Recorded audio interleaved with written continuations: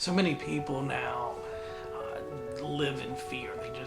They're constantly in fear, and it's more people than you think. And I've come to the realization, wow, like, and I would have thought I didn't, but I lived so much of my life in fear. And in fact, if you're like, yeah, that's definitely not me, be cautious. I think we should always ask ourselves questions and take a look and think, and be self-aware, because we may feel like, and I did, I'm living in faith, but I was really living in fear, constantly thinking about, what if this happens, what if that happens, and maybe even from this perspective, I hear people always trying to protect against what might go wrong. Now, they may be positive in a lot of the things that they say, but they're very much live in the way of like, well, this might happen, so I got to be prepared for this, and I got to be prepared for that, and what if this, and what if that, and on a certain level, that can come across as being thoughtful about it, planning, being organized, being ready.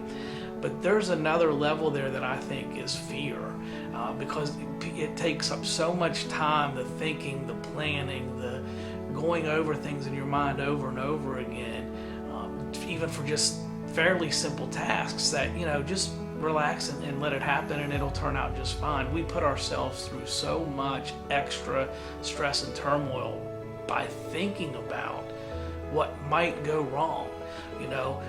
Certainly always a situation where something might go wrong, but just wait and deal with it if it does. 9 times out of 10, the worst things don't ever happen.